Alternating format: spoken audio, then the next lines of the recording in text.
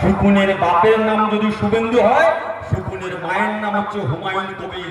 যারা মন্দির মসজিদের রাজনীতির নামে, যারা হিন্দু মুসলমানের নামে আমাদের ভাইয়ের মধ্যে লড়াতে চাইছে, তাই এখন সময় হচ্ছে এই বিভেদগামী শক্তিদের বিরুদ্ধে ঐক্যবদ্ধ হওয়ার লড়াই। এই লড়াই আমাদেরকে লড়তে হবে। আর এই লড়াই যখন লড়তে চাই, দেখতে পাচ্ছেন না নির্বাচন কমিশনারকে দেখে ভয় দেখাচ্ছে, বলছে বাইকের পিছনে ছটার পরে ঘোরা যাবে না, বলছে একা একা বেরোনো যাবে না, ওখানে যাওয়া যাবে না, এই করা যাবে না।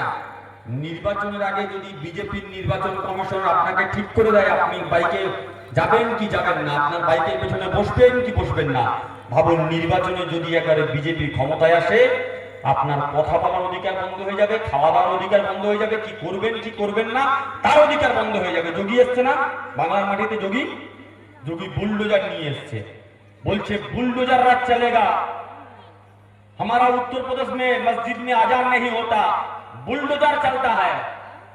নরেন্দ্র মোদী যোগী আদিত্যনাথের বুলডোজার মানুষের বাড়ি ভাঙার জন্য ব্যবহার করা হয়। বাড়ির দরজা বন্ধ করে দিয়েছে, বাবা শকুন আর মা শকুন দুটুকরো মাংস নিয়ে উড়ে উড়ে চলে গেল। একজন গেল মন্দিরের সামনে, একজন গেল মসজিদের সামনে। মন্দিরের সামনে ফেললো গরুর মাংস, আর মসজিদের সামনে ফেললো শুকুরের মাংস।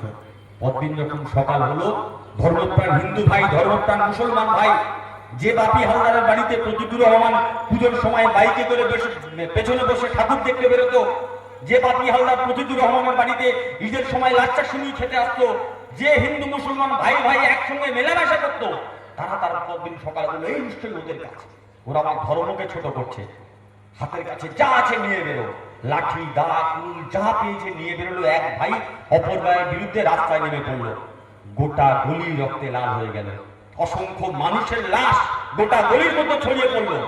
শকুন কিন্তু গাছের ডালে বসে বসে মজা দেখছে।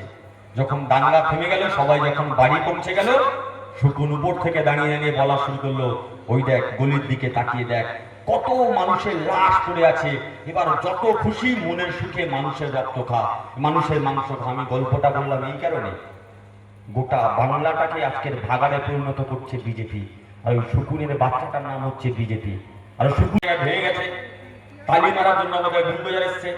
আমি জিজ্ঞেস করলাম এই বুলডোজার কেন দাঁড়িয়ে আছে, কোনো রাস্তা ভেঙে গেছে, রাস্তা সারানোর জন্য।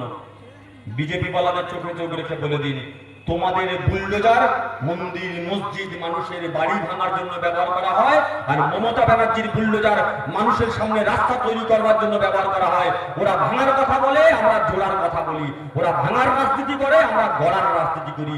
এটাই বিজেপির সঙ্গে তৃণমূল কংগ্রেসের পার্থক্য।